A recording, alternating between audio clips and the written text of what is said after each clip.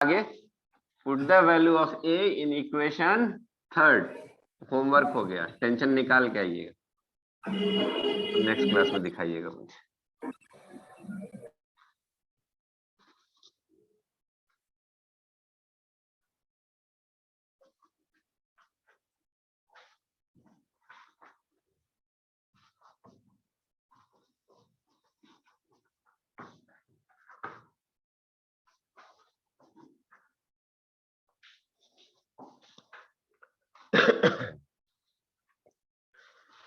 एक क्वेश्चन लिखिए, find the reading of weighing machine, find the reading of weighing machine WEIGHING,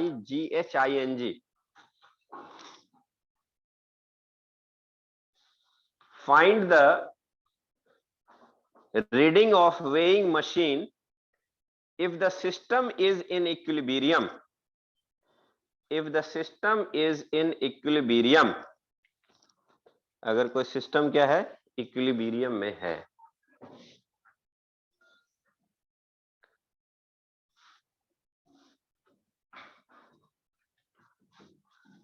if the system is in equilibrium,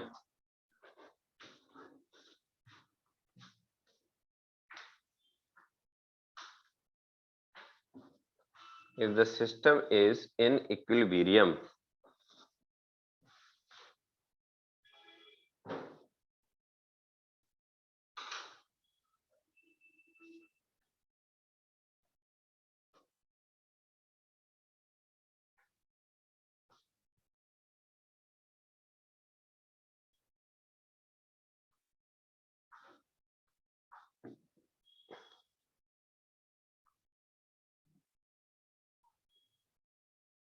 एक 70 kg का object है, उसको 3 पुली से उठाया गया, और ये जो लास्ट वाला है पुली, उसका जो रोप है, ये ग्राउंड है, और ग्राउंड पे यहाँ पे एक वेइंग मशीन रखा हुआ है, 0 1 2 3 4 एंड सो ऑन। इस पे एक आदमी खड़ा हुआ है, इस पे एक आदमी खड़ा हुआ है और हाथ में रस्सी पकड़े हुए खींच रहा है।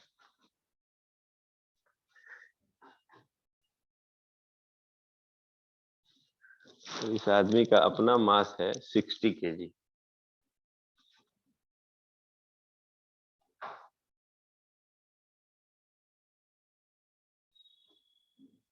वेइंग मशीन है, मास ऑफ मैन कितना दिया हुआ है, एक 60 kg का मैन एक वेइंग मशीन पे खड़ा हुआ है, this is weighing machine,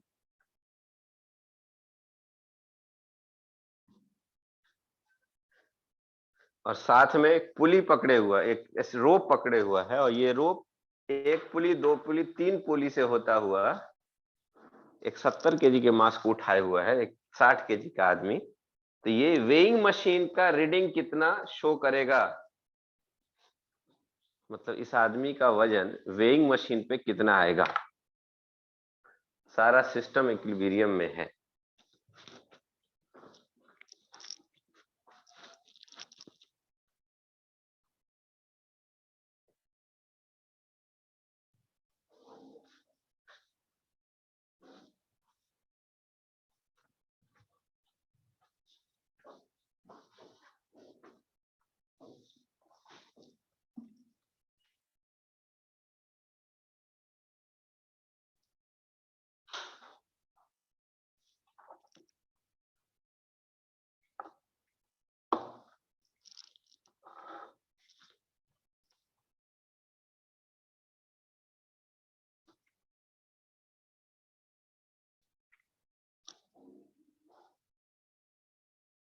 online वाले भी आंसर करें जल्दी।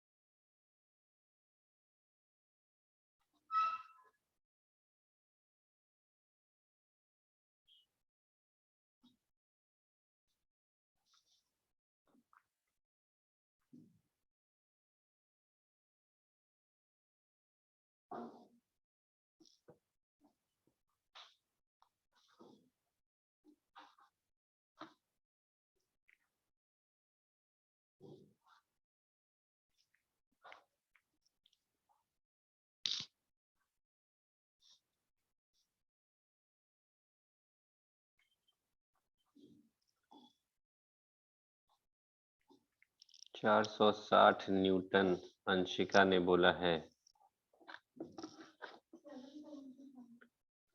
775 Newton.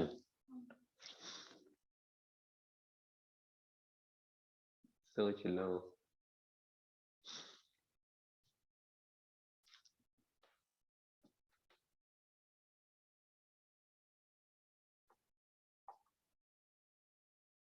What is the reading of weighing machine? What is the reading of weighing machine?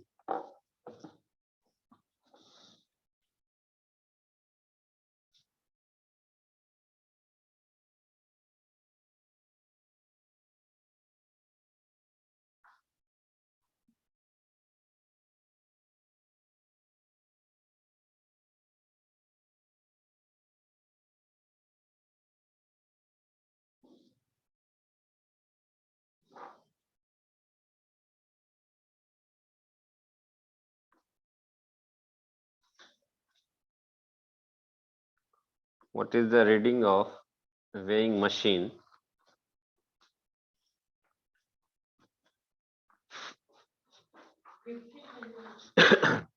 Very good. It's 50 kg.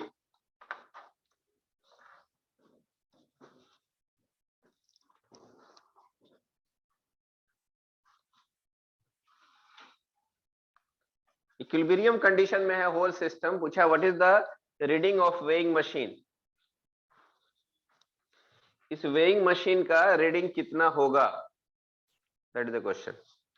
Now you can see, देखो बच्चों, ये आदमी इस रोप को टी टेंशन से खींचेगा, रोप में टेंशन टी आएगा,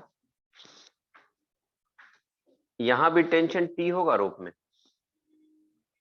ध्यान से देखते जाना बच्चों, क्योंकि यहां से यहां रोप एक है तो टेंशन भी क्या होगा, एक होगा। और टी मिलके यहां कितना हो जाएगा, 2t। इसका मतलब ये पुली इस रस्सी को खींच रहा होगा कितने से, 2t से। तो जब ये 2t से खींच रहा होगा तो ये रस्सी भी ये रोप भी इस पुली को 2t से खींच रहा होगा। बोलिए, अब ये 2t यहां देखेंगे तो ये पुली को 2t से मतलब नीचे की तरफ 4t से खींच रहा होगा। तो ये कितना से ऊपर खींचेगा, 4t। ये यहां भी अप्लाई होता है कि इस आदमी ने टी से खींचा, ये टी यहां वाला टी है, खींचा। ऐसे सोच सकते हो कि आदमी ने टी से इसको खींचा, एक्शन। तो ये आदमी को ये वाला रोप खींचा कितना से, टी से, रिएक्शन। और इस पुली को ये दोनों मिल करके टी जो ऊपर दिख रहा है, तो पुली को, ये तो रोप खींच रहा है, पुली खींच रहा है दोनों को, तो ये दोनों पुली को भी उतने ही से खींचेगा ना, 2t से नीचे, ऊपर बैलेंस करेगा 2t। और ये 2t है तो यहाँ कितना होगा, 4t।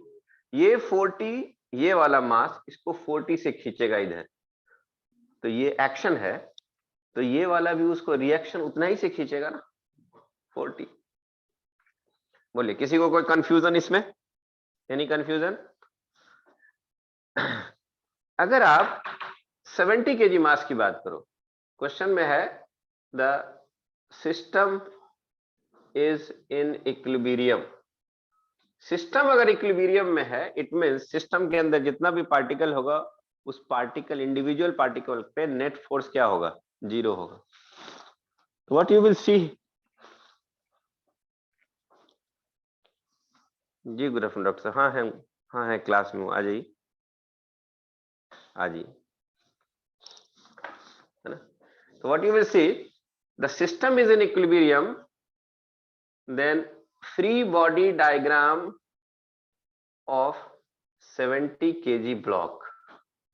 इस 70 kg ब्लॉक का फ्री बॉडी डायग्राम क्या होगा, जैसे बताओ बच्चों। ये जो 70 kg का जो बॉक्स दिख रहा है, उसका एक 70g नीचे लगेगा, मतलब 700 न्यूटन। और ऊपर कितना फोर्स लगेगा बच्चों बताओ, ये 4t, ये 2t और ये t। ध्यान से देखो, 1 2 3 जगह से जुड़ा हुआ है ऊपर। तो नीचे लगा आपको 70g और ऊपर 4t plus 2t plus t and that is equal to, तो यहाँ 7t will balance the 700 Newton. Then what is the value of t? 100 Newton. Tension का वैल्यू कितना है बच्चों? अंजलि देखो, टेंशन का वैल्यू कितना आएगा? 100 Newton. Now see ABD of man, free body diagram of man. इस मैन का फ्री बॉडी डायग्राम क्या होगा? जस्ट सी, मैन पे एक नॉन कॉन्टैक्ट फोर्स लगेगा mg नीचे, मैन लगाएगा वेइंग मशीन पे नीचे की तरफ, और वेइंग मशीन इस पे लगाएगा ऊपर की तरफ. Every action has equal and opposite. तो इस मैन का अगर एफबीडी बनाऊं मैं यहाँ पे, कि मैन का एफबीडी क्या होगा, तो मैन पे एक नीचे फोर्स लगा mg, कितना? 60 इंटू जी 10, 600 न्यूटन. इस मैन ने जो फोर्स लगाया वेइंग मशीन को, वो नीचे, एक्चुअल में वेइंग मशीन को वही वजन बढ़ाएगा. तो मैन जो मारा सरफेस वेइंग मशीन पे, वेइंग मशीन ने उसको एन लगाया, और साथ में इसके हाथ में क्या है? एक रोप, रस्सी है, और उस पर टेंशन किधर की तरफ है? ऊपर की तरफ है. तो यहाँ ये भी इक्विलिब्रियम में है, इसका मतलब इस पे भी नेट फोर्स 0 लग रहा है. तो ऊपर लगने वाला फोर्स n प्लस टी नीचे लगने वाले फोर्स के बराबर होगा 600 newton. Then what is the value of n? 600 newton minus tension. Tension is how much? 100 newton. Then the value of n is 500 Newton. This is the normal force. That is what? Force exerted by the weighing machine on the man, or man on the weighing machine. Man on the weighing machine. और वही बढ़ाएगा. तो ये जो 500 Newton है, इसको हम 500 जी लिख सकते हैं, 500 न्यूटन को. इसका मतलब इसको हम लिख सकते हैं 50 केजी वेट. क्या लिख सकते हैं? 50 केजी. तो एक 60 केजी का आदमी इस केस में, 60 केजी का जो आदमी है वो इस केस में, उसका वेइंग मशीन पे कितना होगा? 50 केजी वेट होगा. बैठाई चाय वही पिलाई. तो एक 60 केजी के मैन का वेट कितना होगा? 50 KG on the weighing machine. Note it down.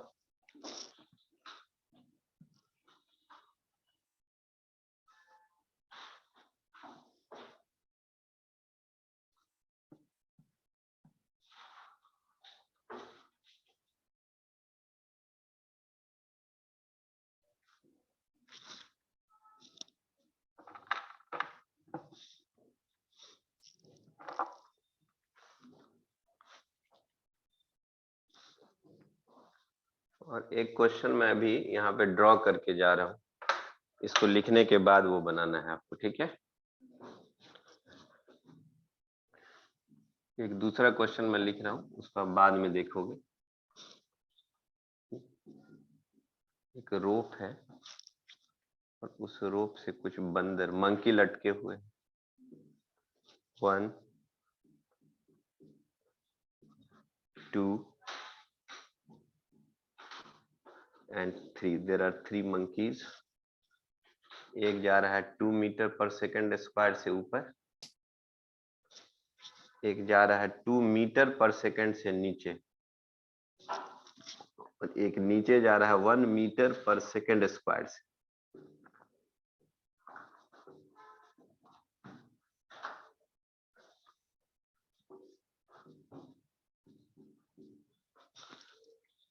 ये ए है मंकी, ये बी मंकी है, ये सी है, ये 60 केजी का है, ये 50 केजी का है,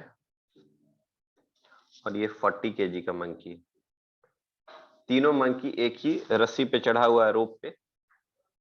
इसमें निकालना क्या है? टेंशन निकालना है in the rope at rigid support. At rigid support. Rigid support मतलब यहाँ पे, ये रिजिड सपोर्ट दिस हो, यहाँ पे टेंशन कितना होगा वो निकालना है. बना के रखिए, आई एम कमिंग। दिख रहा है क्वेश्चन? ओके।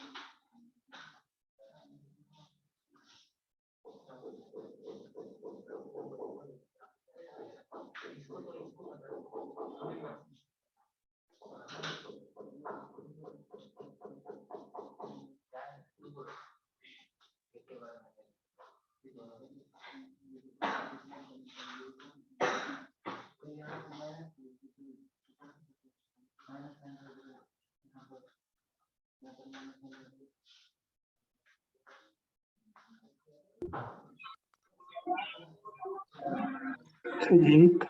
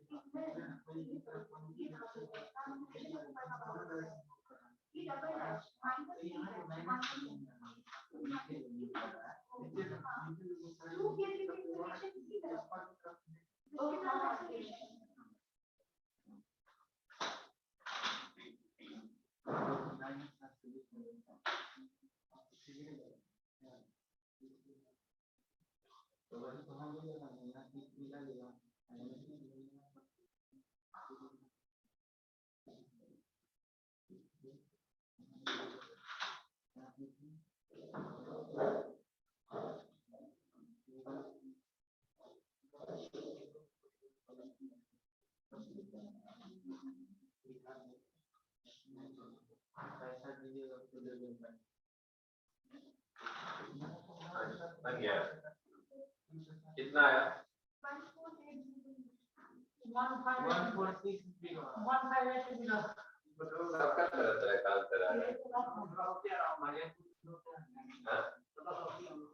1480 सुना सुना लग रहा है। कुछ आंसर आया हुआ है। अंशिका से 460 न्यूटन और नहीं 1580। सुजीत 1460 तो बैठ के यहाँ कर रहा है। योग 1560 सॉरी 1460 सुजीत 1580।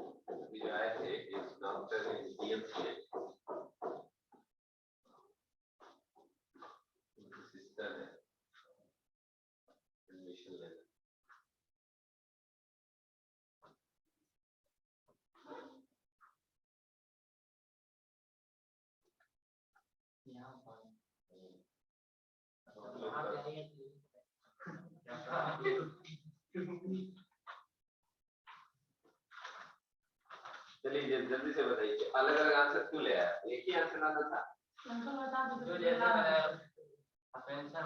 चलो देखो एक ध्यान देना, यहाँ 2 मीटर पर सेकेंड स्क्वायर, ध्यान से देखना एक्सेलरेशन, यहाँ 2 मीटर पर सेकेंड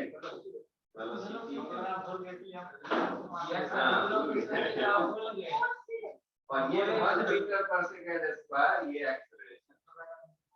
हम बोले तो ये बोलते हैं भूल गए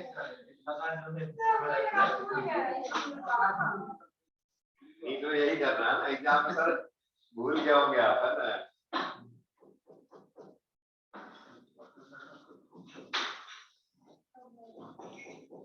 कुछ लोग हो सकता सही किया हो, आंसर को सही देखते हैं।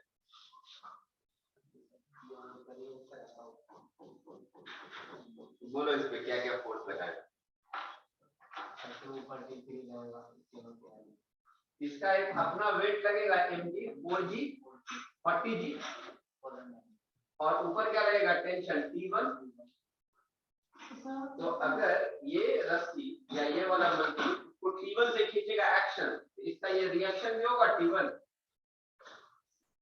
इस मंकी का अपना वेट होगा 50g मतलब 550g। हाँ, और यहाँ टेंशन क्या आएगा T2।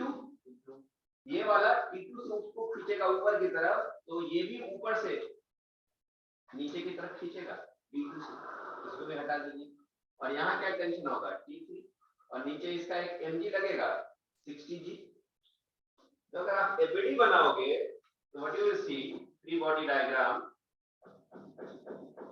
किसका सी का ऑफ मंकी सी। तो सी पे देखो कौन कौन सा फोर्स है, ये सी है। एक लगा आपको 40g नीचे और ऊपर क्या लगा T1 और कोई तो है नहीं। यहाँ पे T1 बराबर कितना हो जाएगा बोलिए, सी है T1 बराबर 40g मतलब T1 बराबर 400 मीटर। अब आ जाइए एफबीडी ऑफ बी वाले का, बी वाला यहाँ, अच्छा सॉरी एफबीडी कैसे एक्सेलरेशन में तो देंगे, एक्सेलरेशन किधर जा रहा है नीचे, एक्सेलरेशन कितना 1 मीटर पर सेकेंड स्क्वायर। अब इक्वेशन ऑफ मोशन लिखो, इक्वेशन ऑफ मोशन क्या होगा, इक्वेशन ऑफ मोशन जिधर जा रहा है उधर लगने वाला फोर्स 40g माइनस उसके अपोजिट T1 बराबर इसका मास कितना था 40 इंटू एक्सेलरेशन, तो 40g मतलब 400 माइनस T1 ये 40, ये उधर जाएगा 360 T1, इसका मतलब T1 बराबर कितना जाएगा बच्चों 360 न्यूटन। किसी को कोई दिक्कत? अब आ जाइए एफबीडी ऑफ बी, बी के एफबीडी की बात करें। ये जो बी है इस पे एक 50g लग रहा है नीचे और T1 लग रहा है नीचे और ऊपर क्या लग रहा है T2।